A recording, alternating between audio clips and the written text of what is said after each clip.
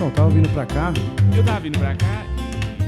Eu tava vindo pra cá e... Eu não tava vindo pra cá. Quem diria que o podcast voltaria? Olha só, até rimou e quando rima é verdade. Todo mundo sabe disso. Eu sou o seu host, Daniel Sartori, e esse é o Tava Vindo Pra Cá. Estamos de volta. A frequência provavelmente não vai ser a mesma, então é importante vocês me acompanharem nas redes sociais para saber quando tem episódio novo.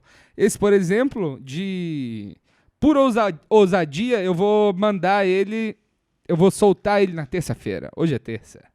Segunda estou gravando, mas vou soltar amanhã porque dá trabalho soltar tudo. E coisas importantes que estão acontecendo nesse tempo que eu vos abandonei, peço perdão. Mas assim como um pai que abandona seu rebento, eu estou de volta, cheio de cigarros. Eu estou muito feliz com a entrevista de hoje, muito feliz, muito boa. Já vou falar quem é, mas você já sabe que você já deu play, parabéns para você. Eu estou passando por períodos muito bons, assim. O trabalho está legal, a comédia está legal, estou fazendo sets melhores. Vocês podem ver, talvez, no YouTube, que eu casualmente mudei o nome, que era Tava Vindo Pra Cá e agora é Daniel Sartório. Que isso quer dizer o quê? Que 2.000 pessoas já seguiam esse podcast, agora seguem o meu trabalho também.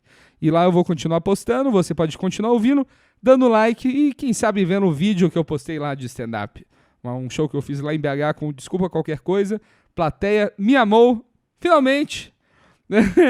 Muito, muito feliz quando isso acontece, dá pra ver a alegria dos meus olhos ao ver a plateia rindo de uma piada por mais tempo do que jamais aconteceu.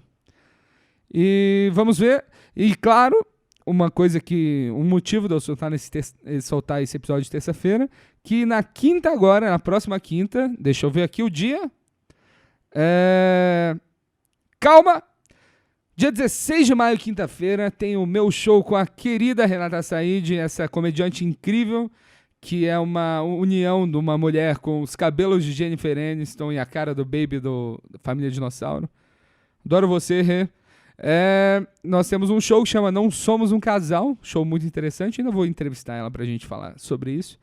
E é um show gratuito que tem no Aqui Hostel, na Rua do Paraíso 769. Só que ele é gratuito completamente? Não. Você tem que pagar, você tem que comprar ele no Simpla para eu ter acesso ao seu e-mail e você entrar assim no meu mailing semanal. Mando só 2 e-mails por mês, no máximo, tá bom? E vocês precisam reservar lá, por favor, reservem, vão, porque o difícil de produzir um show é esperar o público chegar. Então, ficar até o último momento para comprar, isso me irrita, porque no último dia vende muito ingresso, só que eu fico ansioso porque não vendeu ingresso suficiente até o início do show, tá bom? Todas as edições foram lotadas, essa também será, que eu sei que você que está ouvindo irá lá assistir. Temos convidados muito bons, temos meu amigo Ivan Rocatelli, temos Daniel Duncan, temos Fernando Borg, Gabriela Abdala e o convidado especial Santiago Melo, nosso amigo, estará lá. Além da minha querida Renata Said. Então, se você não achar o link aqui na descrição, você pode entrar no meu Instagram, está na bio do meu Instagram, tá bom?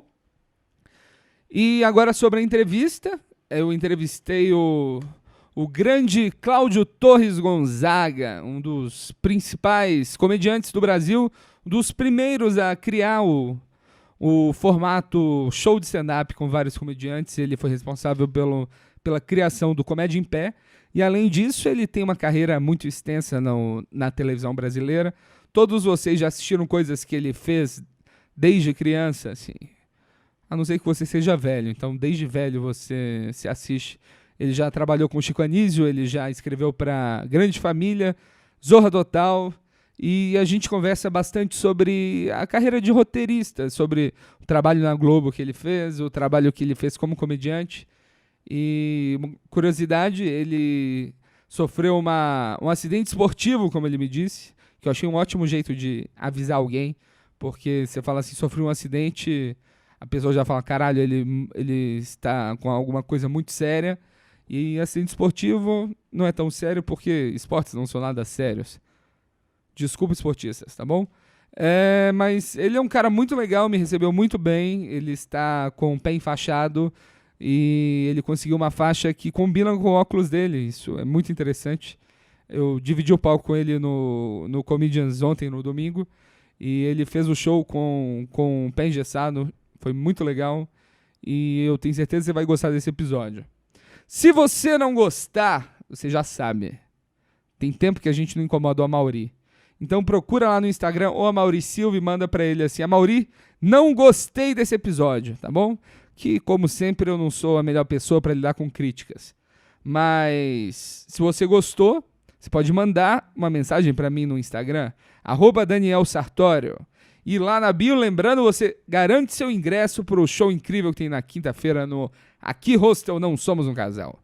Tá bom? Então fiquem com esse episódio incrível e sejam bem-vindos de volta a esse incrível projeto que, por falta de tempo, eu não tenho feito tanto quanto eu gostaria, tá bom? Muito obrigado e play no episódio.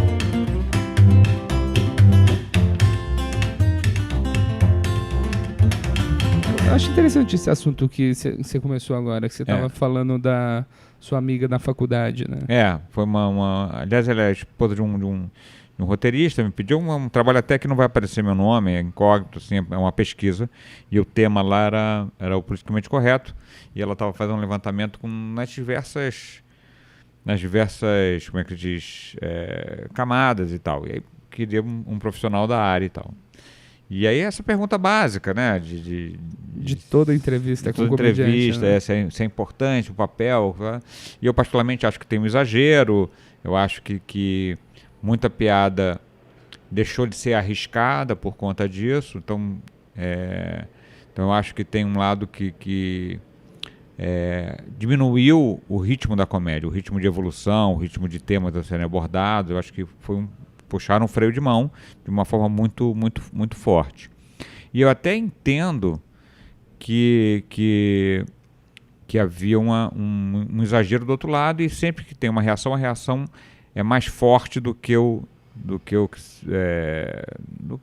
seria necessário. Do que a intenção da piada. Então, realmente, havia um machismo exagerado, objetificar a mulher demais, as piadas homofóbicas, as piadas racistas e tal, eram feitas com um certo abuso, vamos dizer assim. Sim. Mas eu acho que o exagero também é muito chato. Acho que você deixou de fazer muita piada e sempre lembrando que é só uma piada. Sim, ela exatamente. pode ser infeliz e basta você dizer foi mal, só isso. Porque a consequência não é muito grande, é só uma piada. Mas eu acho que o lado bom é que você teve que buscar novos temas, você teve que se virar para abordar novos temas, e o que eu acho que, na verdade, o que fez efeito mesmo foi que foi ficando sem graça, ou seja, a plateia não foi rindo. Sim. E é isso que inibe o comediante. Só isso, né? Na verdade, a preocupação desse cara faz... Enquanto está tendo eco, ou seja, aquele tema ele repercute, o público vai rindo, você vai fazendo. Quando o público vai de rir, é isso que impede o comediante. Não é alguém dizer, olha, não fale isso que pega mal. Não. O que pega mal é não ter graça. Então, é doido. Eu tava pensando nisso a respeito dos assuntos proibidos de se fazer piada. Uhum. Né? E eu fico me questionando... Tem uma piada do Bill Burr que ele fala sobre violência doméstica. E as pessoas reclamaram. E ele fala, gente, não é como se um cara que tivesse sentado no show que nunca pensou em bater na mulher, ouvisse a piada e falasse assim, como assim eu posso bater na minha mulher, sabe? E é um negócio interessante, porque eu fico em dúvida se está sendo feito piada a respeito... não traz esse assunto mais para a conversa. Sim. E se talvez não seja até por isso que, tipo, se não fossem os comediantes fazendo esse tanto de piada que ficou sem graça, se até hoje seriam feitos esse tipo de piadas. Não, o raciocínio é interessante, né? Quer dizer, na verdade você traz à tona, né? Sim. E aí... Mas é o eco, né? É sempre assim, né? Quer dizer, quando você faz uma piada que ela é um pouco mais pesada, ou ela atinge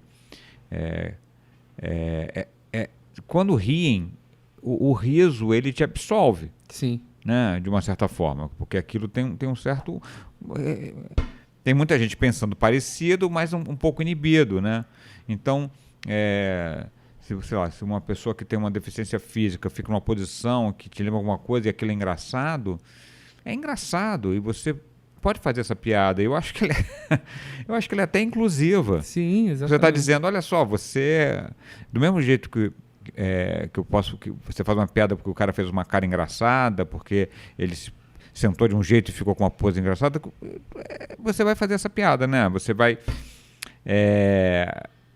porque essa observação, isso o riso, acho que a gente já conversou sobre isso, né? Ele tem eu já falei isso em outros lugares, esse papel histórico, é um papel meio de controle de comportamento social, no sentido de que não faça isso que a gente vai rir de você.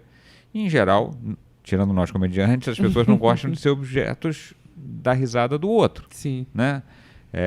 E o riso controla isso. Então, por exemplo, você sai com uma roupa que você gosta daquela roupa, mas você sai na rua, alguém fala uma piada, tá parecendo, vai pra festa de São João, não sei o quê. Na terceira piada dessa, você vai em casa e troca. É verdade. Isso é legal? Não é legal. A pessoa tem o direito de usar a roupa que ela quiser, inclusive se ela tiver autoconfiança, ela vai continuar com aquela roupa. Mas é um controlador. Então, o humor, ele sempre bateu nos extremos. Se o cara for vestido demais, vão fazer piada. Se ele for nu demais, eles vão fazer piada. Se o cara for careca, porque ele tiver pouco cabelo, ele vai ser alvo de piada. Se ele tiver muito cabelo, ele vai ser alvo de piada. Se ele for muito magro, se ele for muito gordo. Sim. A comédia sempre tentou controlar as pessoas num lugar do meio. Que é a tentativa de ser universal. Entendeu? Assim, então você vai fazer piada com um cara que rouba demais. Isso entendeu? Você vai fazer com um cara que é omisso demais, você vai fazer com um cara que... funciona muito assim. Não é 100% dos casos, mas funciona muito dos casos assim. Então, qualquer coisa que sai um pouco a gente fica controlando todas as palavras agora, né? Não posso falar mais normal, padrão... usual, porque mas então quer dizer, você está dizendo que o outro que não é anormal, enfim, isso virou um saco, né? Eu fiz um curso de improviso com a Rena Faria, e ela falou como que essa questão de gênero está afetando assim o improviso, porque sempre tipo um homem e uma mulher entram no bar. Aí tem que ter a cena disso aí. Por que tem que ser um homem? Por que tem que ser uma mulher? Por que o homem faz o homem, a mulher faz a mulher? Eu acho interessante. Não, e assim, você fica escolhendo. Eu vi uma animação que tem de duas conversando e cada uma que usa uma palavra. É bem divertido, porque fala, não, isso foi judiação, não pode falar judiação, porque judiação remete ao surgimento do judaísmo. Então não pode. Não, é porque acaba denegrindo a pessoa. Não, mas denegrir também não pode, porque denegrir é tornar negro. Então você está dizendo que negro não é legal. Então também não pode. Só porque ela era mulata. Não, uma mulata não pode, porque a mulata tem a ver com a mula, então também não pode. Então, coitado, mas coitado tem a ver com coito, que é objetificação, é coito anal. É um negócio, é uma maluquice. Sim. É uma maluquice. Você fica proibido de... Sem brincadeira, se você vai ficar mudo. Cara, é muito engraçado. Rolou com uma amiga minha isso. O sogro dela tem uma fazenda, eles plantam mandioca lá.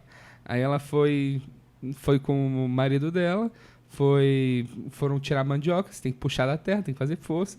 E ela começou a fazer barulho quando ela estava puxando, né? E o sogro dela falou, sem intenção de piada, não pode gemer, porque senão a mandioca fica dura. E tipo, foi um negócio que em algum momento já foi uma piada e virou uma superstição. Sabe? Eu achei isso tão engraçado, cara. E ela só descobriu depois, quando ela contou pro pessoal, e o pessoal riu e entendeu o sentido do... A piada ela tem um papel interessante, assim. Eu tava... Só para encerrar, como essa coisa... Eu tava nessa conversa sobre... Nos Estados Unidos, como isso já está há mais tempo e já é uma fiscalização, uma patrulha muito grande, você tem uma crise na comédia americana. Sim. Que eu sempre pergunto assim, qual foi o último filme americano de comédia que você, esse que marcou uma época, que foi... Você Se eu te perguntar isso, você vai fazer força para lembrar. Sim, eu acho que, porra, talvez seja Se Beber Não Case 1. Exatamente, Se Beber Não Case 1. Foi a última grande comédia que Última teve. comédia. Tem quanto tempo? 15 anos? 10, 12? Ai, não fala que tem esse tempo todo, não. Tem esse tempo todo, cara. Se você catar aí, você vai ver, cara. Tem esse tempo todo aí. Deve ser de 2019? Pode ser tranquilo. Pode ser que seja um pouquinho menos, mas é bastante tempo. É bastante tempo, né? Fizemos tantos filmes já. E eu acho até que alguns países até se beneficiaram com isso, né? A própria comédia brasileira no cinema, eu acho que ela nadou nesse vácuo aí, comédias francesas que não eram comuns, espanholas e tal, acho que eles navegaram nesse espaço que a comédia americana deixou. Que é doido, né? Os Estados Unidos, eles estão mais restritos, apesar de todo aquele negócio de discurso de liberdade de expressão total, né? Eu tenho um comediante que eu gosto muito, ele se lascou agora, o Norm Macdonald, que chama. Que ele fez uma piada sobre o movimento Me Too, que é contra assédio sexual lá, não sei o quê. Aí não vou falar, não sei o que aqui, já vou falar que eu tô diminuindo o movimento, não estou. Mas aí ele fez uma piada boba. Aí criticaram ele falou, gente, eu jamais faria uma piada sobre esse assunto. Eu precisava ter síndrome de Down para fazer piada sobre esse assunto. Aí ele mandou outra piada, ele tá meio que banido agora. Ele é um cara Mas muito quando ele falou bobo. isso, ele sabia que tava fazendo uma piada. Sabia. Claro, esse cara não tá nem aí pra nada. É um cara muito maneiro. Tem um set dele no último Letterman, muito bom. Que ele fez a estreia de Late Show dele foi no Letterman, e naquele último que foi todo mundo, ele fez um set, foi incrível, um dos meus favoritos. Um dos meus favoritos que também se lascou, mas não por piada, é o Louis C.K., porque é gênio, né? Assim, ele fez merda, mas assim, as piadas dele são muito boas, né? E ele também ia num lugar assim, ele ficava esbarrando ali num limite, porque era muito legal. Cara, o engraçado disso... Olha só outra coisa que eu tô falando. A parte... Eu sempre gostei... Eu sempre não gostei, tipo, de 70% do que ele fazia, mas achava 30% absolutamente genial, assim. Sabe? A parte... Justamente eu não gostava era a piada de peido e punheta que ele faz o tempo inteiro. E não sei se ele peidou na ocasião também, mas foi o que meio que aconteceu. O que você chegou a escutar essa última hora que foi lançada dele? Não. Que gravaram de forma clandestina? Não. Soltaram recente, eu acho que foi ele que soltou de propósito, que ele é bem marqueteiro, assim, e é bem confortável falar assim, gente, alguém gravou meu show. Isso aí alguém soltou e o material não tá pronto, jamais falaria um negócio desse, gravaria, né? Mas, saindo de papos de comediantes que não são mais tão respeitados, você começou no humor em que momento, assim? Que momento da sua vida que... Bom, da minha vida eu acho que foi garoto contando piada. Eu acho que da minha vida amadora, vamos dizer assim, eu acho que a minha geração... era a geração da piada, né? O jeito de você fazer... não tinha meme, não tinha... Verdade, né? Porque na verdade hoje uma roda as pessoas trocam coisas no celular. Fala assim, olha aqui isso aqui, né? Na minha adolescência, o final de festa era na cozinha e era a roda de piada. E eu tinha uma facilidade de decorar a piada. Muita facilidade. Então eu memorizava e era capaz de ficar contando piadas assim, tipo, fazer uma roda de 5 pessoas contando piada, aí cada um contava uma, daqui a pouco um já não sabia, outro não sabia, e eu ficava contando sozinho a noite toda. Me lembro que me dei a pachorra de catalogar quantas piadas, acho que eu tinha uns 18 anos, com 18 anos eu sabia contar 1000 piadas. 1000 piadas? 1000 piadas, nossa, que não estavam escritas de memória. Mas para mim foi uma escola de setup punch. É incrível, né? Porque a estrutura da piada é muito interessante, né? Ela tem a piada curta, a piada longa, as piadas que são racistas, preconceituosas. O universo é imenso, né? Sim. A piada que é quase uma crônica, a piada que não é exatamente engraçada, mas ela que leva uma reflexão. Tem piadas, tem as piadas limpas de salão. Eu tinha uma coleção imensa, eu era capaz de contar, eu fiz esse teste, fiquei, sei lá, contando 1h30 piada para criança. Para criança? Para criança, piada para criança. Para meninos de 10, 11, piadas sem nenhum palavrão, sem nenhum... Piadas todas da cintura para cima. Que é um conceito que eu acho interessante, humor da cintura para cima. Então, assim, isso foi minha escola, né? Como coisa... Aí depois eu fiz um caminho torto, assim, para chegar na carreira de roteirista, comediante, assim, houve um intervalo. Eu fui para teatro, sempre fui bom na comédia, assim, espetáculos, tinha uma boa mão para comédia, mas fazia muito teatro, fiz muito teatro que não era comédia, fiz como Shakespeare, como diretor. E eventualmente eu estreiei como ator, fazendo papéis cômicos, eu como ator sempre fui chamado para fazer papéis cômicos, assim. Mas eu nunca me levei a sério como ator. Eu sempre, na verdade, eu estreiei dirigindo com 20 anos.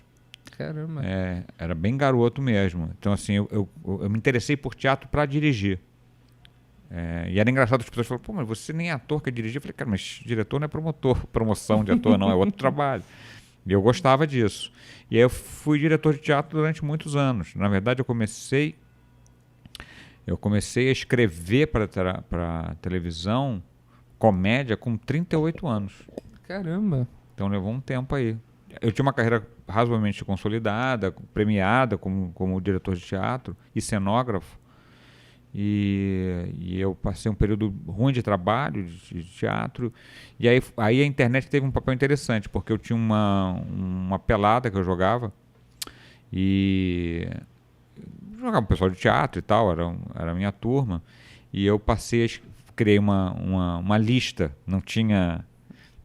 Pré-Orkut, não precisa nem dizer mais nada, né? Então não tinha, você conseguia fazer uma lista de e-mail, né? Que virava mais ou menos hoje o que é um grupo do WhatsApp. Sim. Só que era uma lista de e-mail e eu escrevia uma crônica da pelada, como se fosse uma crônica esportiva. E as pessoas adoraram. Pô, mas é muito engraçado.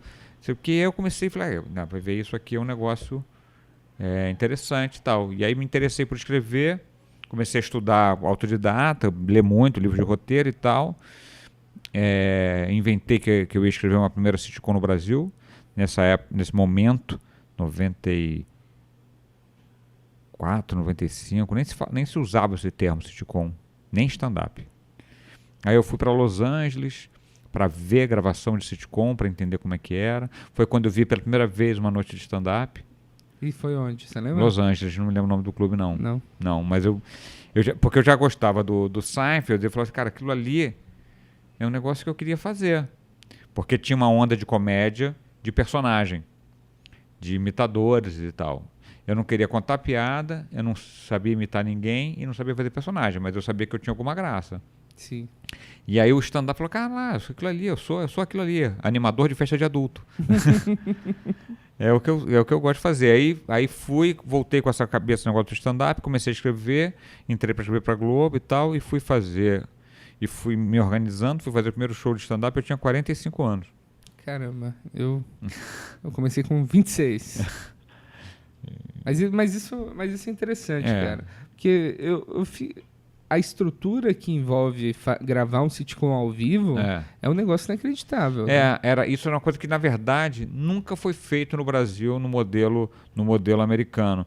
Porque havia uma dificuldade de entender que a sitcom era um modelo de produção, não era só um modelo...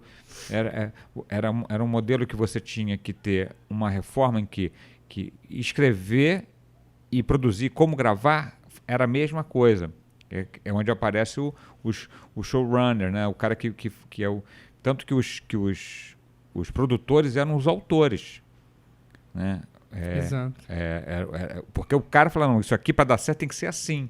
Foi uma coisa desenvolvida pela Lucille Ball, né, lá nos anos 50, é coisa interessante, porque Essa é do I Love Lucy? a Love Lucy, que foi a primeira sitcom, e que inventou isso.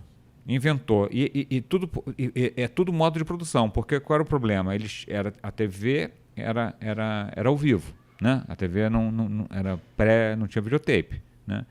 Então os caras faziam um esforço e falavam assim, cara, a gente faz isso uma vez, vamos filmar isso. E aí veio esse modelo de filmar o que seria feito com câmeras de televisão. E se inventou a Syndication, se inventou, até hoje a Lucille Ball, a produtora, né, ela recebe, porque isso continua passando até hoje. Não, Sim. né? E isso foi uma coisa muito interessante, estou mudando um pouco de assunto, mas é só porque essa história é interessante, porque isso trouxe uma característica para a TV americana que foi determinante para a televisão brasileira, porque o que aconteceu? Como eles precisavam filmar o que eles estavam produzindo para a TV, eles trouxeram a equipe do cinema, diretores, câmeras, uma equipe que tinha formação de cinema, ligada à imagem. No Brasil, o ensaio, a pré-televisão era o rádio. Então, porque como a gente não tinha uma indústria de cinema do tamanho dos Estados Unidos, até tinha melhor do que tinha hoje, mas, né, nos anos 50, mas não tinha uma indústria de cinema que tinha nos Estados Unidos. A equipe que veio foi do rádio. E eram os atores do rádio, os diretores do rádio, o jeito de fazer do rádio. E até hoje a nossa televisão ela é radiofônica, né? Só numa novela brasileira os atores falam sozinhos. Você já viu isso em algum outro lugar? Eu não tinha pensado nisso. Se você já viu em algum outro lugar, em alguns países latino-americanos também, que fizeram esse mesmo processo. Mas alguém fala assim, eu preciso ligar para minha mãe. Sozinha. Nunca tinha pensado nisso. Nunca tinha pensado. Que não tem uma narrativa visual. Sim. Né? A narrativa se você tirar a imagem da TV, você perde pouquíssima coisa. Porque a televisão é feita para você ouvir. Ainda hoje, a televisão brasileira. Caramba, mas faz muito sentido isso mesmo.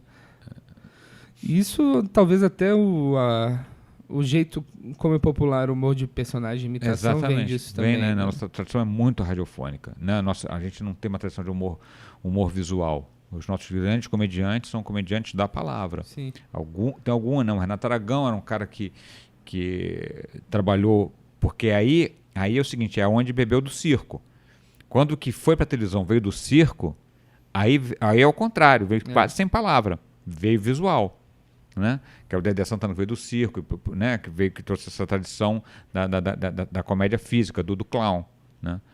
Então até a comédia conseguiu trazer alguma desse universo. Né? O próprio Mazzaropi, que tinha uma figura engraçada, apesar de ser o comediante da palavra, mas tinha uma comédia, tinha comédia visual. Né? Bom, eu fugi, que eu estava falando de que eu fui parar na televisão, com essa história do sitcom. Né? Eu fui lá ver e resolvi, e eu gravei um piloto inédito.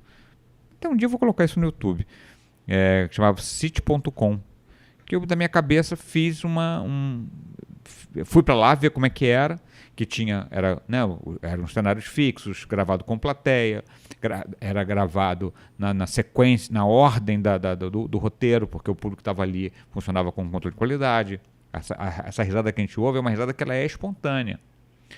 Tem acréscimo, mas ela é uma risada 80%, não tem uma plaquinha, riam. Isso é muito bom porque ajuda o controle de qualidade, né? E dá tempo pro comediante.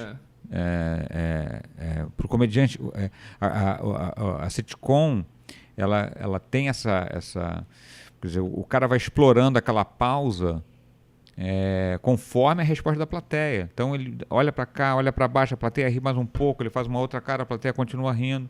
Você não consegue fazer isso. E esse sitcom que você fez foi pela Globo? Não, foi da minha cabeça. Eu produzi, peregrinei pelas TVs a cabo para tentar. Eu não era nem contratado da Globo para tentar vender.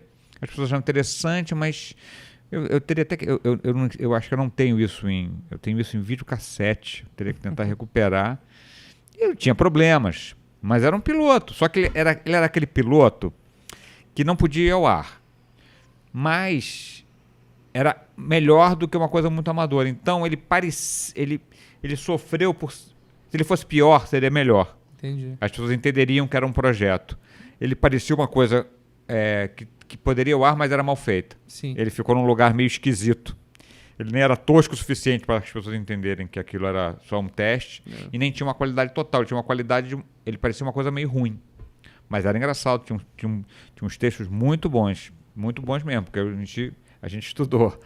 E aí muito por conta disso, dessa experiência, quando eu entrei para a Globo para escrever o programa eu era ator do programa do Chico, conheci o Bruno Mazzeo. Qual o programa do Chico?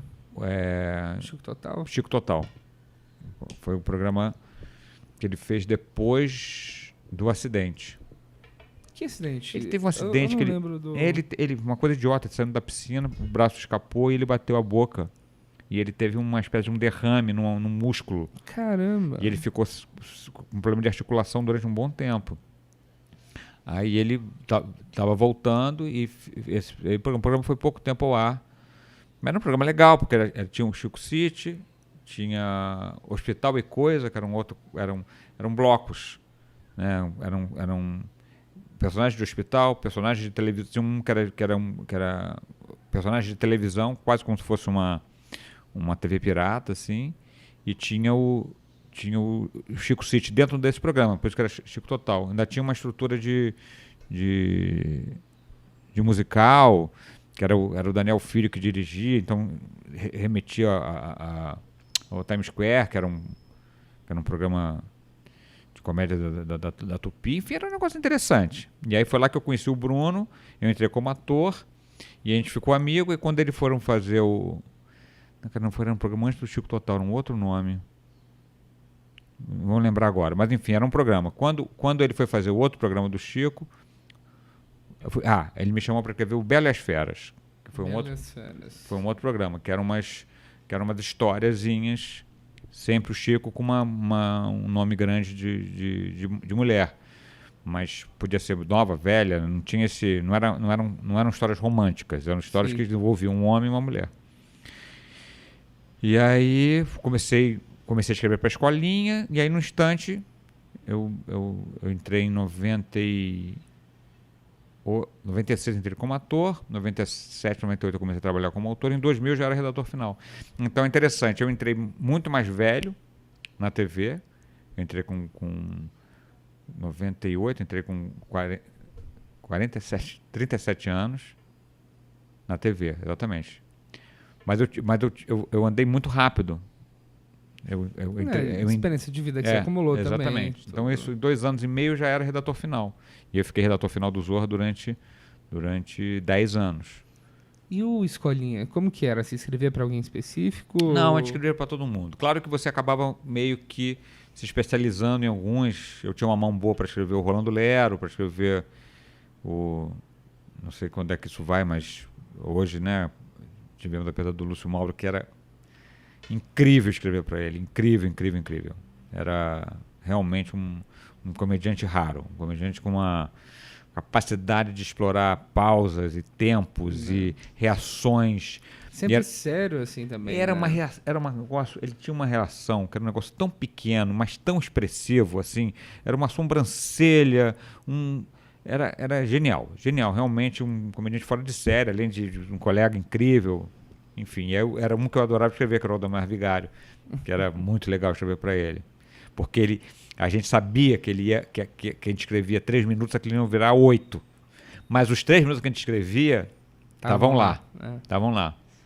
Que era diferente, por exemplo, do Rogério Cardoso, que era um gênio também, um gênio. Mas o Rogério não inventava muito. O Rogério escrevia, falava o que você escrevia, só que ele aproveitava cada vírgula. Era um cara que tinha um capricho no que você escrevia incrível. Escrever para esses caras foi um negócio incrível, conviver com Devia eles. Ser, né? Tipo, vocês tinham reunião frequente com para eles? Passar o material? Não, a gente acompanhava a gravação. Na verdade, a gente escrevia quase que por quilo, assim. Ele não era um redator final, ele era o Eduardo Cid, ele era uma espécie de um secretário. Então ele pedia assim, escreve 3 Rolando Lero, 2 Dona Cacilda, era por quantidade. E aí a gente ia escrevendo, e aí depois ele montava um programa e gravava. E que necessariamente não ia nem ao ar naquela ordem que gravou também, às vezes trocava tudo, porque não tinha esse problema, né? Você gravava e depois você montava um programa. Como é que se diz? Então a gente tinha esse convívio de a gravação. A gravação da escolinha era... Podia ser inacreditável. Nossa, mas era muito divertido, porque os atores não recebiam os outros. Ainda é assim, né? Eu também escrevi para essa escolinha nova. E continua mantendo essa... Cada um só recebe o seu. Então, aquela risada, aquela coisa, é bem espontâneo. Eu acho que isso dá uma vida grande ao programa. Né? Com certeza. Tinha uma coisa que é um bastidor que é muito legal, que era a claque. A escolinha tinha claque, o Zorra tinha claque, os Trapalhões tinha claque. E a claque, para quem não está... claque são pessoas que são contratadas que vão para o estúdio para rir. Porque esse riso que tem nesses programas, ele não é uma trilha gravada. Em geral, ele é feito, ele é colhido na hora. No caso da sitcom, é um público espontâneo, que ri espontaneamente. No caso da televisão, tem a claque. A claque e tem o regente de claque. E a claque reunia, não tem mais nenhum programa com claque, essas pessoas todas, reunia as pessoas mais feias e mais pobres e mais miseráveis, porque se o figurante já é miserável, já é maltratado na televisão, a claque, tipo assim, o figurante recebia um sanduíche e uma maçã, a claque não recebia a maçã. A claque era triste, assim, mas eles adoravam estar ali. Eram uns aposentados, uns desdentados, uma gente que não ia nunca aparecer. Mas eles eram... Eu fiquei na Globo 20 anos. E as pessoas da claque eram as mesmas. Até a última vez que eu vi um programa com claque. E eles eram especialistas. Todo quadro novo que eu fazia, eu ia na claque. E aí, vocês gostaram? O que tá bom, o que não tá? E o feedback deles para mim era... Porque quando no ensaio... o regente não regia, eles iam espontaneamente. Ali eu conseguia ver. Porque os caras, imagina, eles eram os especialistas. Né? Eram umas profissões, né? E era muito engraçado. Era muito. E aí eu acabei criando uma relação de carinho com eles, porque como eu ia lá ouvir eles passavam a se sentirem pessoas que faziam parte do controle de qualidade. Eu me lembro que tinha uma senhora que porque a claque ficava na frente de um monitor. Então a claque já via o programa cortado. Ela não ficava dentro do... Ela já via as câmeras mudando. Elas viam o PGM, né? Então, elas viam já o programa cortado e tal. Então, o regente de claque, eles tinham um repertório de sinais. Tal sinal é riso alto, tal sinal é riso baixo, tal sinal é riso com aplauso, tal sinal é só... Era tudo codificado, sabe? E tinha uma senhora que ela fazia crochê. E ela não olhava. Ela só repetia o que o resto fazia, entendeu? Então, tentem imaginar isso, porque ela ficava olhando para o crochê e fazia... ela só ria. A claque era um negócio, eu tinha muita vontade de um dia fazer um espetáculo com personagens da claque. A claque apareceu... quem é mais antigo vai lembrar disso. Tinha um quadro do Tom Cavalcante que ele fazia que era quando o Canabrava era um psiquiatra. Não lembro que tinha um bordão que lá é Freud. Então ele atendia no consultório. Ele era um psicanalista, tal, do Canabrava, e ele abriu uma janelinha que era o SUS, que era o atendimento do SUS. E tinha uma fila de miseráveis e tal. Era a claque. Eram aquelas pessoas. Era a claque. Que ótimo. Era muito... Olha, esses 10 anos de Zorra foram incríveis. Fazendo um programa de comédia popular, um programa que tinha uma rejeição gigante dos coleguinhas, né? Né? Da elite artística. Da elite artística, mas que tinha que conversava com o público de forma incrível.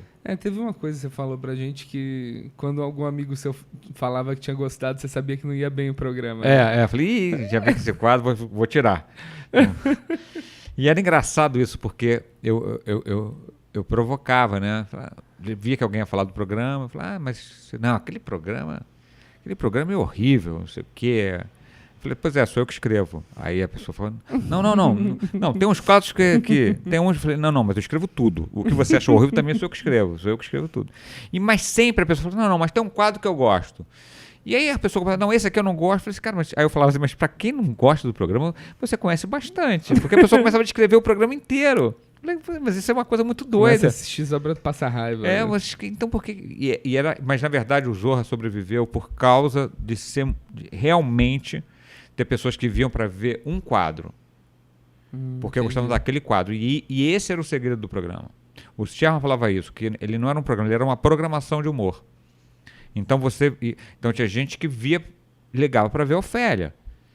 E o nosso querido Lúcio Mauro, que era um quadro esplêndido, com a Cláudia Rodrigues e o Lúcio Mauro. E era um quadro que era... Tinha gente mas o Zorra teve de tudo. O Zorra teve Pedro Cardoso no Zorra. Sim. Com Bianca Baiton. O Zorra teve aquele quadro da Denise Fraga, estreou no Zorra. O Zorra tinha tudo. Era muito múltiplo, entendeu? Sim, era muito... um lugar bom para teste, assim. Nossa. Tem uma geração toda que entrou pelo Zorra, ou via escolinha, que foi dentro do Zorra durante algum tempo. Então o Zorra era esse lugar que era um jeito barato de você testar um comediante. Entra aí, faz o teu número, foi bom, ficou, não foi bom, vai embora. Não estava construindo um cenário, não fazia nada disso. Sim. E o próprio Zorra também tinha esse coisa de você... o Sherman tinha isso muito... ia muito a teatro para ver gente nova. E trazia para o programa. Eu ia com ele, a gente ia ao teatro, a gente viajava. Eu me lembro que a gente foi a Brasília ver Os Melhores do Mundo. Eles depois... a gente fez uma adaptação de um sketch que era do sexo, eu acho. Não me lembro qual era a peça deles. Que virou o Jajá. Que no original até é um casal gay. Que era o Helder e o... Ai, esqueci agora. Daqui a pouco eu lembro. E aí a gente falou, mas pra TV não é... Muita gente fez ele ter ciúme de uma mulher feia. Sim. Né? Então Então, esse quadro, o Tô Doido, foi um sucesso. Esse quadro, o Ronaldinho comemorou o gol no Barcelona, pulando, Tô Doido. Isso é um negócio que... É um negócio do mainstream, cara, isso é muito incrível. Que devia ser foda, né? Eu acho uma pena a gente ter perdido isso, assim, perdido esse desejo de fazer uma coisa que tem uma comunicação... que é o papel da TV aberta, de se comunicar com muita gente, de todos. Eu acho isso eu acho que hoje a televisão perdeu essa... tanto que hoje quem tomou conta do bordão foi o funk. É verdade. Porque a televisão deixou de fazer, e é uma coisa que o brasileiro gosta, uma coisa que o brasileiro quer ter nisso, e são os memes, né? E o funk que tomaram conta do bordão. Os programas de humor ficaram proibidos de fazer bordão. Aí quando você faz um programa como a Escolinha, vai muito bem de audiência, e ele é um programa velho, feito por atores novos. Mas ele é um programa velho, as piadas são... Se você espremer, as piadas são machistas, são homofóbicas, são gordofóbicas, sacaneia mulher feia, a mesma coisa. Mas... tem um elenco muito bom e que dá uma cara nova a isso, e ele é aceito. Mas se a mesma coisa fosse feito por atores velhos, eu seria... ia ser rechaçado. Rechaçado. Eu vi uma crítica sobre o choque de cultura que eu achei interessante, que ele fala, era meio que uma bronca nos jovens, assim. Gente, vocês estão achando o choque de cultura a coisa mais incrível... Mas choque de cultura ainda é humor de personagem e a gente ainda tá rindo de gente ignorante. E é um negócio doido, que eles mudaram meio, fizeram um negócio novo, mas nem tanto. Nem tanto, mas assim, essa coisa que o programa de comédia tem a gostosa. É um negócio que vira e mexe, cara. O Caceta, que era um programa novo, que trouxe uma cara nova pra comédia, trouxe mesmo, tinha Maria Paula. Sim. Entendeu? Assim, o Dores para Maiores, que foi onde começou o Caceta, tinha a Doris, né? Que era gostosa do programa. É uma tradição. Porque o que acontece é o seguinte, eu aprendi isso na televisão, se você faz velho com cara de velho, não dá certo. Novo com cara de novo, não dá certo. Ou é novo com cara de velho, ou velho com cara de novo. Você tem que deixar uma coisa pro cara ter um pé e mostrar uma coisa um pouquinho para frente. Isso normalmente é o que dá mais certo. Legal. Quando você não entendi mais ou menos o que é isso. Mas isso é novidade. O velho só velho é triste, o velho tentando andar de skate é engraçado. É algo assim, mas mesmo, eu falo mesmo conceitualmente, né? Então, por exemplo, você pega um programa como A Grande Família, esse programa, por exemplo, era o contrário do Zorro, no sentido que esse era um programa que não tinha nenhuma rejeição. Nenhuma rejeição.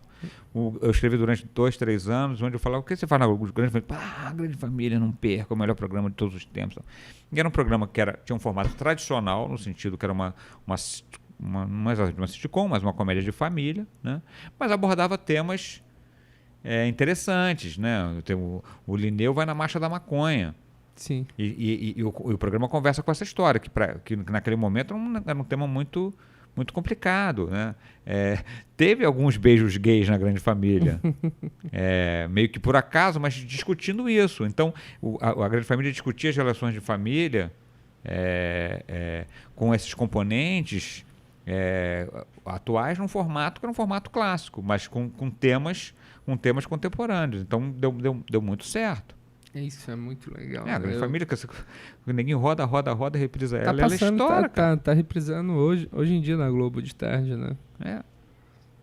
Hoje a Globo, a parte do humor da Globo é praticamente o Viva, né? Porque é a reprise da Grande Família, reprise do Sai de Baixo. Isso é um pouco triste também. É triste. Isso não dar o braço a torcer, que o humor é uma coisa que dá audiência, é uma coisa que o público gosta. Então, eu acho um fim da picada você repetir 2 episódios do Sai de Baixo na programação. Também acho. É um negócio assim, com tantos talentos lá para produzir, mas isso é uma coisa que eu vejo, tipo, eu sou publicitário, né? No mercado eu vejo isso muito também.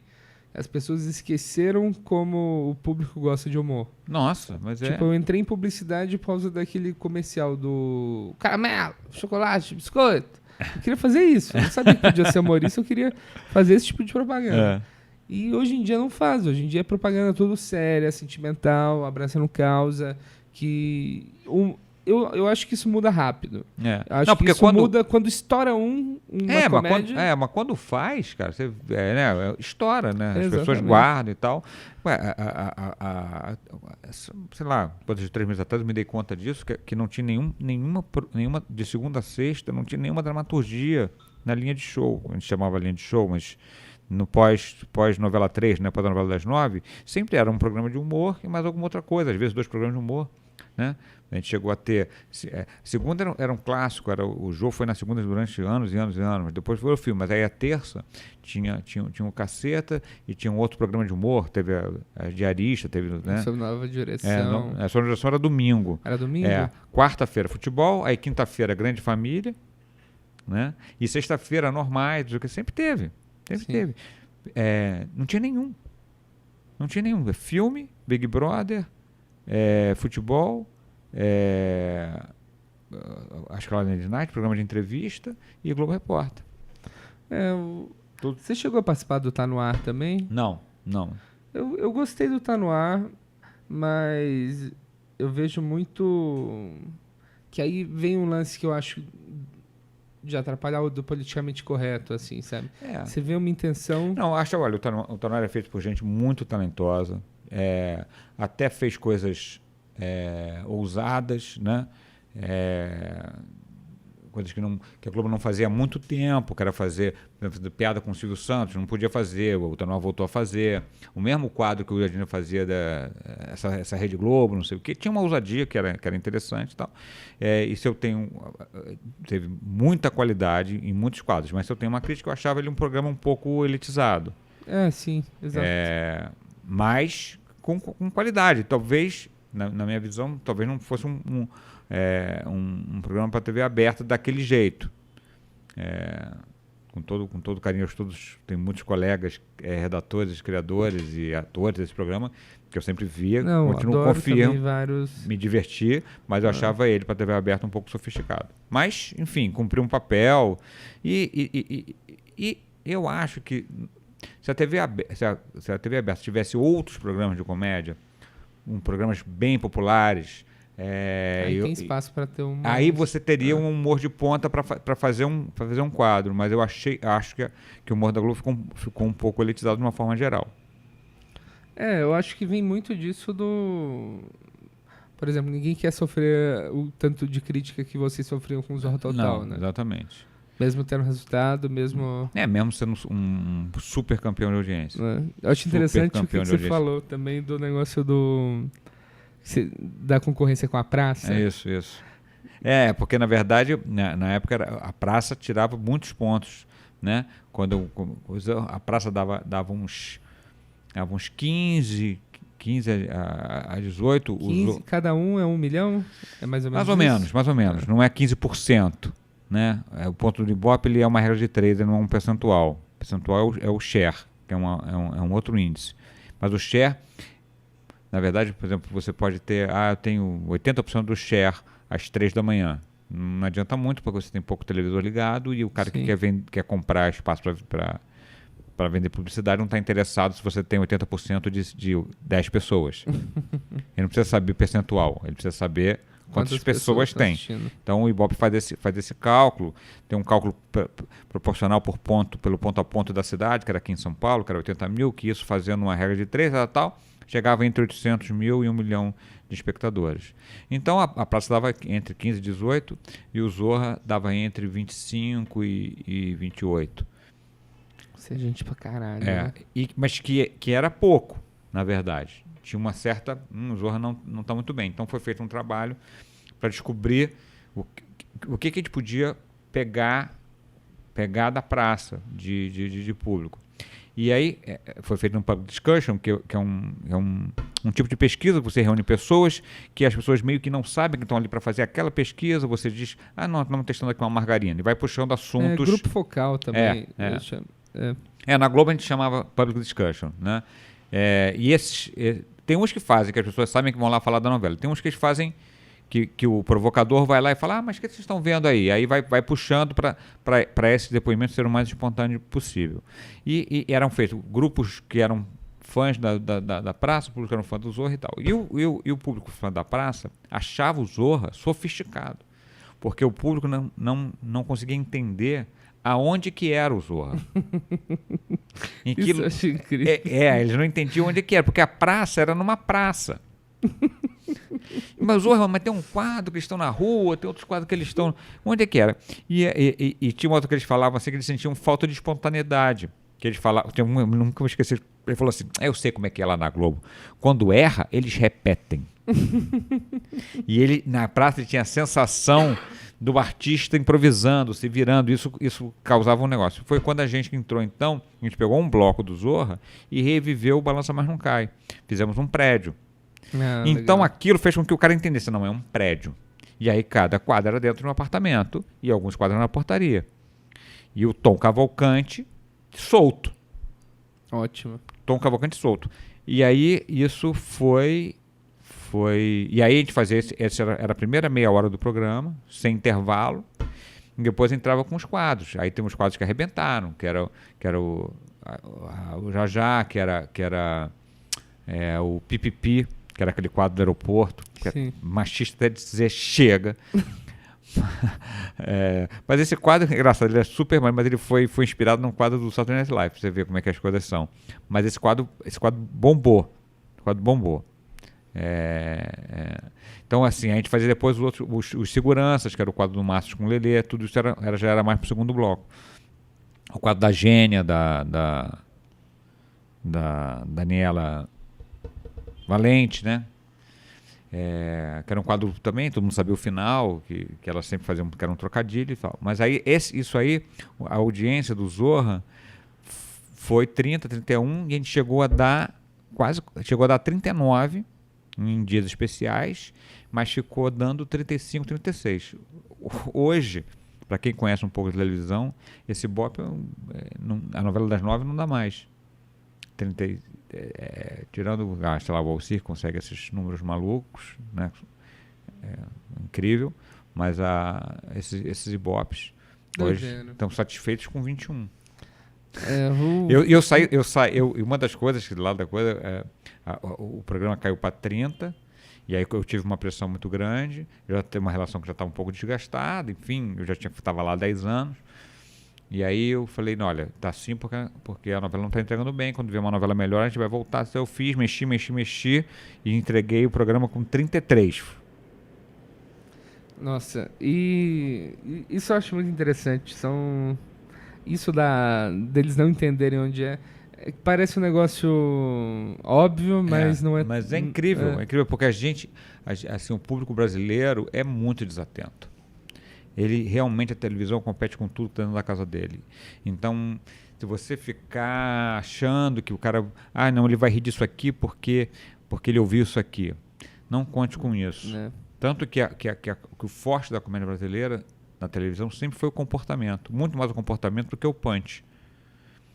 Né? Tanto que nós temos o sucesso do bordão. O bordão é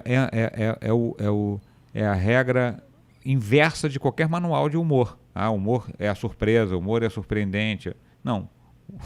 O bordão é a piada que você sabe o final. Exatamente. Mas exatamente por saber o final, isso facilitava a comunicação.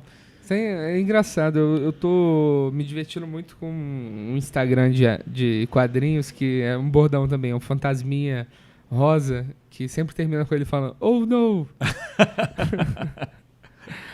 Cara, mas o bordão, apesar de ser uma invenção bem brasileira, mas ele tem. Se você pegar quadros da Night Live, tem bordão. Sim.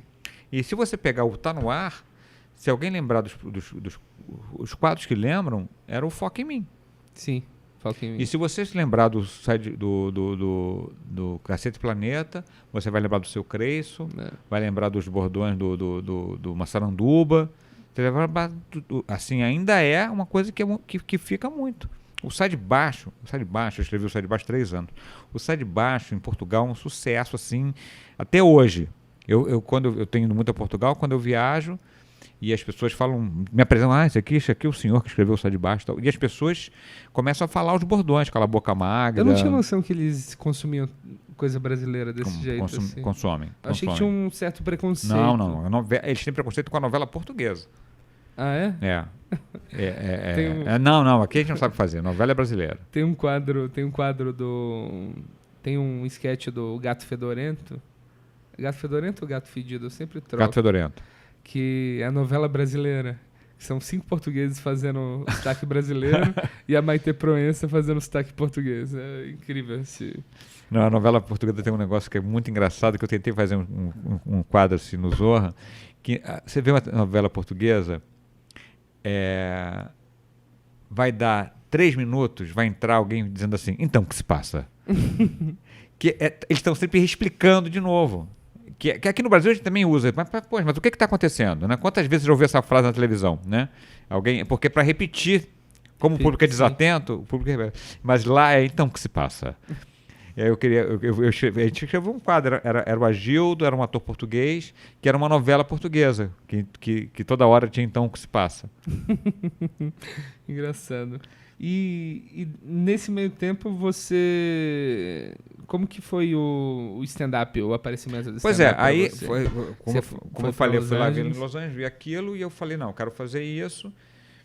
Mas eu só consegui amadurecer isso foi em 98, eu consegui amadurecer isso em 2005. E aí tinha o Fernando Ceilão, já fazia um show de stand-up. Algumas pessoas faziam assim, por exemplo, o Manchester fazia aqui um pouco dentro do Terça Insana, ele fazia um humor que não fazia um personagem, o Diogo fazia um pouco em Curitiba, o Bruno Mota já fazia. Aquela coisa era um ninguém dava muito nome, era um negócio assim. E eu falei, não, vamos fazer um e tal. Mas eram tudo muito individual. Eu falei, não, vamos fazer como esse que eu vi. O clube. Vamos fazer um lugar, vão ter 5, 6 comediantes, um mestre de cerimônia, esse formato, que é o clássico. E a gente pegou, estudou um pouco a Judy Carter, criou uma espécie de umas regras do stand-up. Então, aliás, eu já ouvi falar sobre esses dogmas do stand-up. Na verdade, é uma compilação de coisas da Judy Carter. Porque naquele momento era muito importante as pessoas entenderem o formato, né? que a gente não era contador de piada e que a gente não fazia o personagem e que a gente escrevia o próprio texto. Então a gente criou essas regras. Não pode usar adereço, figurino, não pode fazer personagem, não pode. Tinha uma porção de não pode, eram 10 coisas. Durante muito tempo a gente abriu o show explicando isso, né? E aí a gente fez o Comédia em Pé na primeira formação, era eu, o Ceilão e o Paulo Carvalho. Estivemos em 2005 dentro de um shopping no Rio de Janeiro, e aí a gente fez uma primeira sessão e logo na semana seguinte, acho que a gente fazia mensal. Isso já repercutiu, chamava Clube da Comédia em Pé. E já veio, num mesmo dia, tinha o Rafinha, o Bruno Mota e o Diogo Portugal. Porque o Diogo já fazia uma noite de comédia, que era no... Me esqueci a casa que ele tinha lá em Curitiba.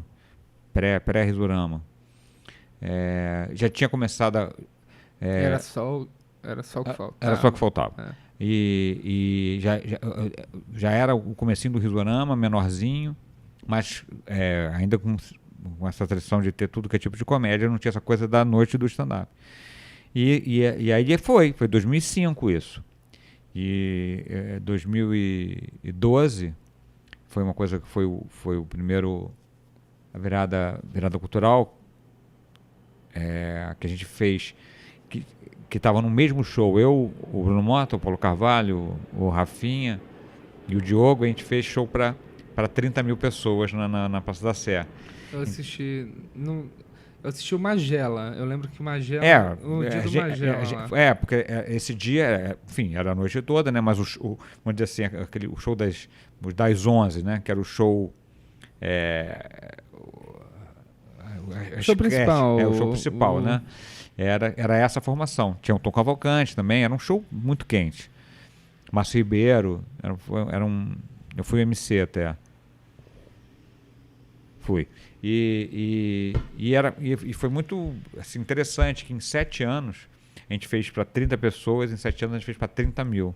Como havia uma demanda reprimida, como tinha gente querendo ouvir esse tipo de comédia, como foi uma coisa que mudou os paradigmas, né? Eu acho que sem falsa modéstia, assim, eu acho que nas artes cênicas, vamos dizer assim, nesse guarda-chuva, o stand-up é a grande novidade do século XXI. Sim. No Brasil, de criar gerações. Se você pegar hoje a quantidade de pessoas que têm programas de TV que vieram do stand-up, que foram mudando, mas que se consagraram e tal, é uma coisa. O stand-up virou lugar como é nos Estados Unidos, que é o celeiro, que é o lugar em que você consegue chegar. O stand-up ele é muito democrático no sentido de acesso. Sim. No sentido de que qualquer pessoa de qualquer classe social consegue se apresentar. Muito difícil o sujeito falar: olha, não tive oportunidade de fazer um open porque eu sou pobre. Olha, você tem oportunidade. Tem. Se você se virar um pouquinho, você tem oportunidade. Não consegui fazer porque eu sou cadeirante. Você pode fazer. É a única coisa que fazer parte de alguma minoria excluída conta bom, ponto. Né? Conta ponto. Então o stand-up tem essa capacidade de trazer gente. E isso trouxe gente para a cena que jamais seria imaginável o cara chegar numa televisão. Chegar a ser dono de um programa, saindo de um lugar pobre e tal. Então é um negócio muito, muito comovente, assim como isso ganhou força, ganhou vida, né? E é claro que eu acho que esse 2012, 2013 não volta mais. Eu acho que foi um boom, mas eu acho que ele está estável e hoje já é uma coisa que as pessoas... Quando eu falo, sou comediante stand-up, tal, todo mundo sabe o que é, né? Outro dia uma pessoa... Tem gente que não sabe, mas vamos dizer que 90% sabe. É interessante isso que você falou nesse dia que a gente estava conversando também sobre quando o Porchat apareceu fazendo o texto dele lá reclamando da NET. E o tanto que as pessoas entraram no... Foi incrível, foi uma catarse. Poucas vezes eu vi um público entrar em catarse. Era um riso que tinha um misto de vingança, sabe? De, caramba, alguém está falando isso por mim, né? E claro que hoje esse texto não tem mais essa força, porque... Perdeu a novidade. Perdeu a novidade em todos os textos de stand-up, né? Hoje em dia, a gente, quando começou, a gente tinha uma mata virgem a ser explorada. A gente tinha todos os temas. Hoje, eu acho hoje mais difícil para o comediante começar, porque... essa piada todo mundo já fez todas as piadas e a gente vai se reinventando. Por outro lado, eu também não consigo mais fazer piadas para o cara de 16 anos, porque ele olha para mim e fala, eu não conheço a vida dele. Por isso que o stand-up tem que renovar. Sim. Porque os temas o comediante novo tem que trazer o tema novo. Então, assim, o Comédia em Pé, que tinha várias gerações, mas não tinha falha. O comediante favorito de cada um do público era o comediante da faixa de idade do cara. Sim. Verdade. Era porque a identificação, você fala...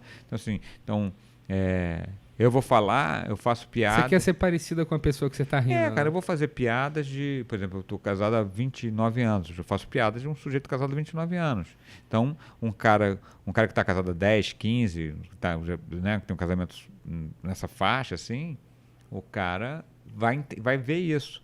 O garoto que sequer está namorando, olha para essa piada e fala, do que esse cara está falando? Exato. Entendeu? E como assim? Eu não posso fazer uma piada de Tinder. Não.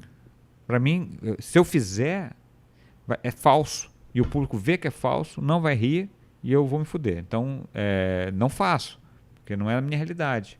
Agora, o menino, o cara de 17, 18 anos, que está começando a usar o Tinder, sei lá qual a idade, o garoto, se vai num show e não tem uma piada disso, ele acha... Ele não falou com ele. Não foi representado. Não foi representado, né? Tô falando do Tinder como um exemplo, sim, mas de claro. coisas desse universo, né? Você também foi citado já nesse podcast como o MC original brasileiro. E o trabalho de MC, assim, é uma coisa que eu me atento muito. Eu faço muito, muito raramente, mas eu gosto muito de assistir pessoas que eu vejo que são boas fazendo isso. Um dos meus favoritos é o Rodrigo Marques fazendo, que eu acho ele...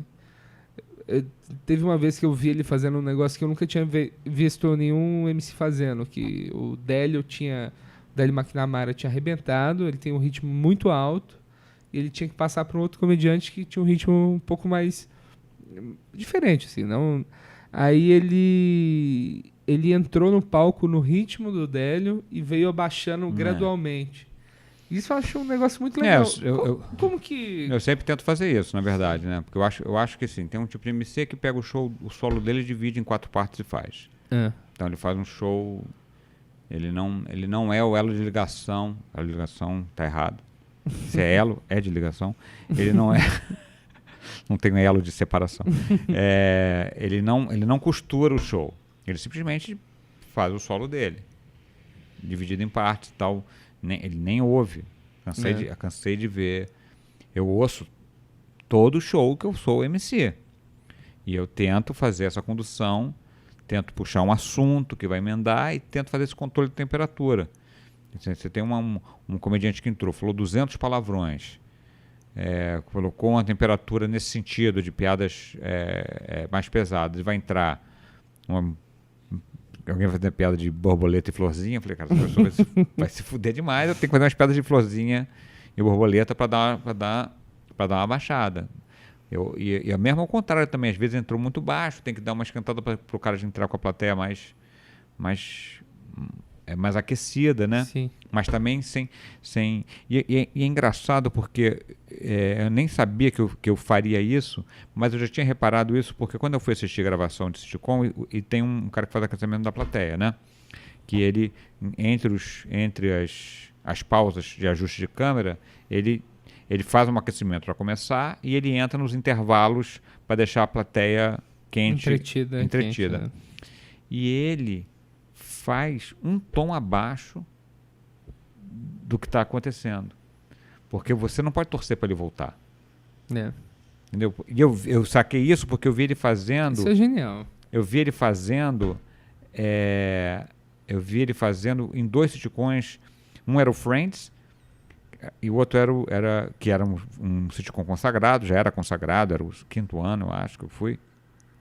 E vi ele fazendo o Jesse, que teve só uma temporada ou 2, eu acho, e que não foi bem. E realmente não tinha, o público estava conhecendo, não ia ter, e eu vi o mesmo cara fazendo. E ele fazia esse controle. Eu falei, cara, isso é uma coisa legal. Isso é uma coisa legal de você saber fazer essa dose, né? Claro que no caso do MC, o MC também tem que fazer o dele. O público tem que gostar dele. O público tem que o MC não pode ser a hora que o cara vai ao banheiro. Sim. Né? Que é triste isso, quando você é MC, você entra. Mas o público, como eu era de grupo, né, do Comédia em Pé, eu sempre tive a intenção de que o cara saísse satisfeito com o espetáculo. O cara tinha que ficar feliz com o espetáculo. Então, a gente nunca se importou, por exemplo, de ter um convidado e o convidado ser o melhor da noite. Pra gente era ótimo quando isso acontecia. Porque a gente sabia que o cara saía dali dizendo, pô, fui ver um espetáculo muito legal. Exato. Ele saía dali vendendo o espetáculo. Isso que é legal, né? Sobre o grupo em si. A gente tinha muito essa preocupação de oferecer ao cara o melhor espetáculo. Tanto que tinha uma briga interna que a gente tinha lá a ordem do espetáculo, né? Quem fazia o primeiro, quem abria, quem depois, tal. E essa ordem, eu achava que ela não... assim, qual é a melhor ordem do espetáculo? É essa? Então é essa que a gente vai fazer. Não precisa mudar, né? Não tinha uma coisa assim... uma coisa democrática no sentido de... o que eu chamo de democracia hippie. Não, vamos fazer rodar para todo mundo ter oportunidade. Cara, mas para que eu vou fazer um show pior? Entendeu? O público não tem nada a ver com isso. Sim. Entendeu? O público não tem nada a ver que a gente quer que um dia um cara quer fechar o show porque ele nunca fechou. Nunca fechou porque eu nunca fechei o show. Quer dizer, eu fechava no momento. Quando eu senti, por exemplo, logo no início, o Fábio entrou, ele ficava ali pelo segundo e tal, era o Caruso que fechava, e aí depois o Fábio foi explodindo e tem que jogar pro final. Tinha que jogar pro final. E eu, durante um tempo, eu fazia um final grande, uma entrada grande no final. Quando eu vi que o Fábio estourou, eu falei, não tem porquê eu ficar aqui brigando com isso. A minha comédia não é desse volume. Eu sei, eu sou comediante bossa nova. Eu sou da conversinha, então eu não posso entrar depois de uma coisa muito histriônica e querer. Eu posso entrar. É ótimo reconhecer isso. Né? Eu posso entrar do meu tamanho. Agora, tinha disco, o Fábio testava um material novo, não arrebentou. Eu falei, não, tudo bem, eu posso dar eu tenho aqui uma carta na manga que eu posso puxar essa coisa para cima, entendeu? Mas eu sempre tive essa coisa de que o espectador tem que sair dali com a sensação que ele viu um bom espetáculo. Que ele vai falar, porra, vi um show muito bom. Isso é um bom pensamento até para todos nós jovens na comédia que estão produzindo show. A qualidade do show é muito importante para o público querer voltar um dia. Claro. E a gente vê muito show, tipo um show de open que dura 3 horas e é terrível por 2 horas e 45 minutos. Mas aquele show que você começa a assistir, olha para o relógio, você começa a assistir, depois de 2 horas, você olha para o relógio e descobriu que passou 15 minutos. É bem isso. Não, mas o show de open, quando tem um público que vai para o show de open, né, eu acho que é diferente. O cara foi pro risco. Sim. Né? Mas aí agora estão colocando tipo um convidado pra fechar também, pra dar uma garantia. Sim. Aí isso vai melhorando. Como show de material novo também, né? Que é um show que as pessoas têm da consciência que é um show que às vezes não se cobra, porque é para testar material e tal. Então, aí eu acho que a plateia... Cara, quando a regra tá clara para todo mundo, tá valendo, entendeu? Então, se eu vou num show que tá escrito lá, olha, é um show de comediante testando material, sim, eu posso ser menos engraçado. E uma coisa que eu acho muito interessante, toda essa primeira geração do stand-up, eu sinto que eles se encontraram no palco e na linguagem, na persona deles muito rápido. Você acha que isso foi por falta talvez, de outros referenciais em português? Talvez. Eu acho que eu acho que é isso. Acho que tinha essa demanda reprimida, né?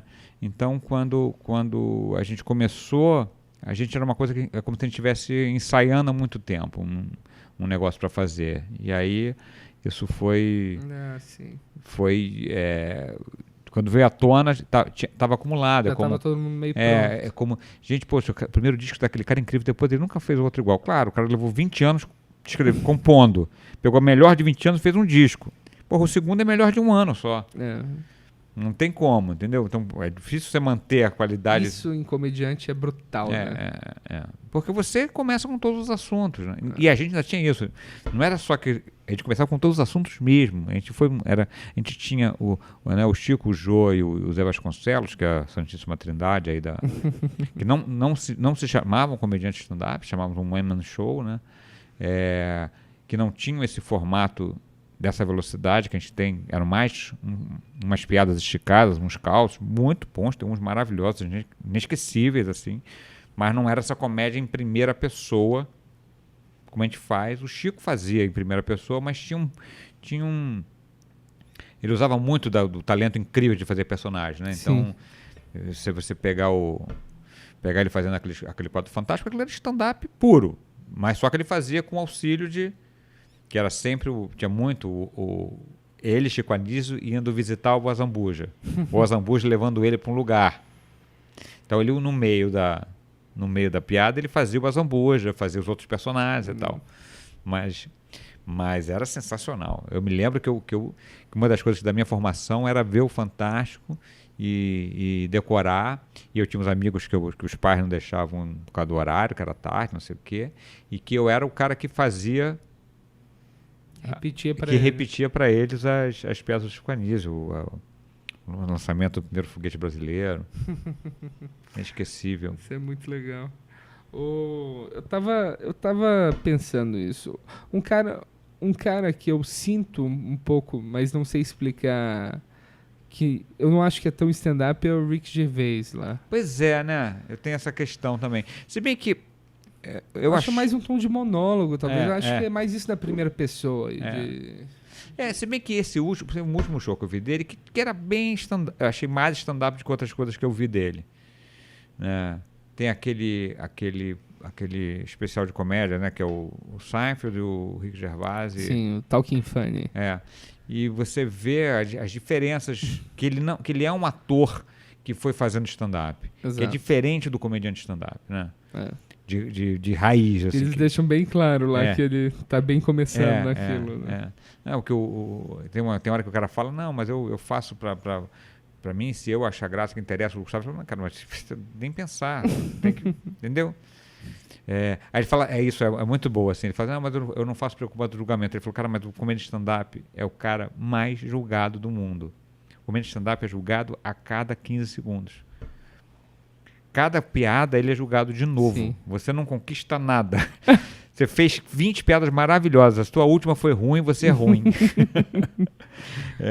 Você é julgado a cada segundo. Então, para mim, ele falou, essa história que eu não faço pensando no julgamento, nem pensar. Eu acho que realmente é isso, né? Faz parte total de... Eu acho que hoje que tem mais é essa divisão, assim, né? Que a gente está chamando lá dos onliners, dos setup e punchline para os storytellers, vamos dizer assim, essas duas tribos, sim, né? Que eu não vejo exatamente uma competição, mas que eu realmente percebo isso Ainda mais vendo os meninos que se espelham nos caras que gostam mais de contar uma história, que se baseiam mais no vocabulário, no jeito, na performance, e os comediantes que são mais apegados na estrutura da piada, né? Eu sou doido pra conseguir fazer história, mas não tenho grandes experiências. Você sabe que eu acho que tem algumas coisas que eu gosto de contar uma história e que são casos mesmo, na verdade, casos que pessoas me contaram e que eu reporto, não minto dizendo, olha, aconteceu comigo. Eu falei, não, eu sempre dou o crédito para... São histórias que eu gosto de contar e elas dão certo. Algumas histórias, eu tenho algumas pessoais, algumas que eu fui enchendo de piada e tal, mas eu particularmente me sinto mais à vontade com os sets temáticos, vamos dizer assim, sim, do que com o caso, né? A viagem que eu fiz não sei para onde. Eu acho tudo tem valor, né? Eu acho que a vantagem da história é que você consegue fazer mais rápido, produzir mais material mais rápido. Com aquele também. problema de que por quanto tempo, né? Exato. Porque, na verdade, assim, o que eu acho que é o problema dos comediantes em geral, que é ficar rico, que é parar de ter problema, né? Então, enquanto o cara tem perrengue para contar a história do perrengue, ele tem história, mas ele está enricando. Ele está ficando e as pessoas sabem disso. Não adianta o cara contar uma história do perrengue que ele passou no metrô que você fala, você não anda mais no metrô, eu sei disso. Então, se você não consegue dar uma virada nisso, e isso é muito difícil, né? Esse momento em que o comediante, que ele tem que ser, que a persona dele já não vale mais. Então, o comediante que faz a piada do pobre, o comediante que faz do feio que não arrumou mulher nenhuma, mas todo mundo já sabe que ele está casado com uma gata. Sabe assim, isso aí tudo, o cara tem que dar a virada dele. Sim. O cara tem que dar a virada. E não é fácil dar essa virada. Mas, enfim, acho que tem uma turma que está conseguindo. Mas o problema da história é que você precisa de cotidiano. Qualquer coisa você precisa de cotidiano. Mas essa da história, entendeu? Vai contar a história do problema que você teve na executiva, na primeira classe, falaram que ia ter foie gras, mas não tinha, na verdade, era um tartan de não sei o quê. Entendeu? Isso aí, né? Tem até esse show da Ellen que eu acho muito interessante, né? Que eu não consigo falar essa palavra em inglês, que é a tradução, a grosso modo, seria que o cara fala para você não é mais uma pessoa que as pessoas possam se identificar. Porque você fica reliable? Não. Mas eu entendo. Mas é o título do show. Não tem uma palavra em português exatamente, mas é como se fosse você não é mais identificável, mas não no sentido de você não gera identificação. E ela faz um show dizendo que é interessante. E ela faz muita piada dela ser rica e dela falar de... Você viu ou não? Eu vi um pedaço.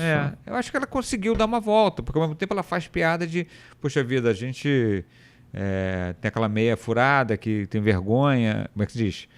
É apegado, e sempre que você usa meia furada, você vai numa casa que a pessoa manda você tirar o sapato, você tá com a meia furada. Ela faz umas piadas que não, olha só, ainda sou uma pessoa normal que tem esse tipo de problema. Você assistiu do Ray Romano?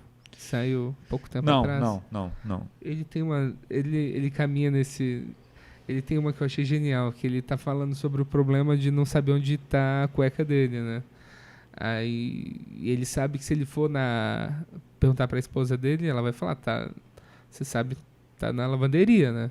Só que o problema é que ele não sabe onde tá a lavanderia. E ele entra nesse negócio de, tipo... Eu achei muito legal que ele grava em dois comedy clubs. Ele grava metade em um, metade no outro. Muito, muito legal. Tá no Netflix. Eu tenho esse probleminha assim eu vejo pouco. De uma certa forma, eu acho que aquilo me tira a oportunidade de pensar aquele tema. Sim. Ele passa a ser um tema proibido para mim. Isso com certeza. E isso então eu vejo uns que eu sei que dificilmente eu vou esbarrar naquilo. Então, a Ellen, eu não vou fazer as piadas da Ellen. Então eu posso ver, entendeu? Quando os comediantes que eu esbarro, eu tenho resistência a ver. Quando eu vejo, eu gosto, tenho admiração, não é isso não. O problema é que eu falo, porque se eu fizer a mesma piada sem ter visto, não me incomoda. Entendeu? Se eu falo, poxa, Cláudio, você tá fazendo essa piada, o Seinfeld já fez. Eu falei, cara, mas eu não vi, então eu posso fazer. Sim. Eu tenho... Beleza, sou eu pra mim mesmo, mas eu tenho esse... Eu tô absolvido. E às vezes é isso, às vezes eu vejo, e eu sei que eu posso, a partir daquele tema, pensar até uma piada diferente. Mas eu já fico um pouco encabulado. Também. Mas o que você gravou um especial? Acabei de gravar, recentemente. No Minhoca, Acabei de gravar, tem uns 3 meses. Estamos editando e eu não tenho o meu DVD. Nem existe mais DVD. É uma coisa que eu fui descobrindo quando eu gravei um DVD para um show do meu filho e eu gravei um DVD e eu dava para as pessoas, olha, que legal, pô, não tem DVD, não tem como ver. Então, agora a gente chama especial, né? Então eu gravei um especial, eu vou colocar num streaming desse aí da vida, mas estamos editando, fiquei muito feliz de fazer. E espero poder fazer de novo, porque eu tô com esse tendão de Aquiles rompido e no show eu faço sapateado, imagina você. Para as pessoas que estão escutando, ele rompeu o tendão, ele tá com a botinha, combinando com os óculos. Exatamente, foi difícil convencer o cara a achar uma gaze laranja. Isso é foda, né? Eu tô me machucando muito também. Toda vez que eu melhoro, eu machuco de novo. Cara, mas eu tô muito chateado. Muito irritado, porque você acha que de muleta você perde um pé, né? Mas na verdade de muleta você perde as mãos. Porque como você usa a muleta para se locomover, por exemplo, eu não posso andar até aqui, pegar um prato e levar para lá, porque eu não tenho onde levar. Então eu ando de mochila em casa. Porque se eu tenho que transportar alguma coisa, eu tenho que enfiar na mochila e andar pro outro lado, cara. Que ótimo. Mas é bom que fica forte também. Eu lembro quando eu fiquei de muleta, assim, deu uma crescida na musculatura. Cara, eu já caí 3 vezes. Na última, eu quebrei o dedo. Agora? Agora. Meu Deus do céu. Quebrei o dedo e tô com o pulso meio aberto. E agora eu tô com um cagaço da porra de andar com a muleta. Tô andando assim. Eu tô optando. É bom ser podcast, porque vocês não ter essa imagem. Tem que imaginar. Mas algumas coisas eu tô precisando andar de 4, de joelhos. Porque eu tô com medo de cair. Eu caí de noite, cara, sozinho. Fiquei muito assustado. Putz, é foda, né? Porque não é fácil, cara. Não é fácil, não. Eu respeito as pessoas que têm que conviver com isso, porque é muito difícil mesmo, cara. Eu tô muito chateado. Porque são 12 semanas. E show com isso também, né? Não, cara, eu vou fazer esse, porque tava marcado. Só esse. Ah, tá. Não vou fazer mais, não. Porque... É doido isso. Acontece alguma coisa assim, você tá com um gesso, tá de muleta, você tem que falar a respeito, né? Não dá pra entrar e ignorar. Vou ter que tirar isso da frente. Eu vou contar essa histra. Puxa uma cadeira e põe o pé na primeira mesa. Eu vou, como é que diz? Eu dei uma expressão que agora ganhou todo um novo sentido, porque quando eu tirar essa bota, eu vou dar uma festa e vai ser a verdadeira festa do Bota Fora. Ótimo. Deve ter sido... Uma pessoa deve ter pensado essa expressão nesse momento. Pô, do caralho. Pô, Cláudio, muito obrigado. Pô, imagina, foi já divertido. Chegamos numa boa duração aqui. Tá ótimo. Eu estou entrando nesse universo de podcast que eu acho muito legal, porque eu sempre gostei de rádio. Sempre. E, na verdade, com todo é muito parecido, né? No sentido que claro. É uma coisa que você tem que... É feito para ouvir. E eu adoro rádio, eu ouço rádio muito, rádio... gente falando. Sim. Não só eu gosto de ouvir notícia, e tinha um negócio que era maravilhoso, que era 2 coisas que era, no Rio de Janeiro tinha a Patrulha da Cidade, aqui tinha um programa assim, que era um programa policial, que os caras dramatizavam crimes. Nunca vi. Mas era genial, porque era um vocabulário de polícia e marginal, e os caras faziam uns personagens. Era na Patrulha da Cidade, Turma da Maré Mansa. Eu vi muita comédia em rádio, que também era um programa de rádio com esquetes e tal. Então eu tentei ter programa de rádio. Eu gosto muito da coisa do áudio. Então eu estou feliz de que o podcast tenha tomado esse... Ele tem essa... Pra mim, a principal vantagem é que, tipo, se eu sinto que se eu tô gravando o áudio e filmando também, eu acho que a pessoa não fica tão confortável quanto tá aqui conversando. Eu acho que isso, e as pessoas consomem coisas que é melhor só ouvir. No carro, malhando, correndo, andando de bicicleta, não sei o quê, né, tem o audiolivro, essa coisa de você ter só o áudio, que você pode fazer uma outra coisa motora enquanto está ouvindo, é ótimo, né? Com certeza. É ótimo. Então, mas é isso, muito obrigado. Encerrando o Vivo Podcast. As próximas 12 semanas você tá de bota. Tô de bota. Mas eu gostei, eu gostei do tom. Assim, e tem todas as piadas, né? Se você quiser fazer. Foi uma entrevista meio capenga, né? Hoje vou dar um pulo ali no Comedians. Testando aqui o repertório de hoje à noite. Acho que vai funcionar. A da mochila é muito boa. E é isso, muito obrigado, valeu, pessoal. Obrigado. E talvez semana que vem tenha mais. Agora vocês já sabem que não vai ser semanal de novo. Essa mensagem no final agora fica apenas para vocês que ouviram até aqui. E eu tenho uma nova palavra-chave para vocês me mandarem no Instagram para eu saber que vocês ouviram até o final. E a palavra é risoto. Pedro Lemos sugeriu, será essa palavra. Me mande risoto no @Daniel Sartório e eu vou saber que você assistiu o podcast, tá bom? Muito obrigado e até a próxima. Não tem mais até semana que vem, tá bom? Vindo pra cá, Abraço! Eu tava vindo pra cá e Eu não tava vindo pra cá.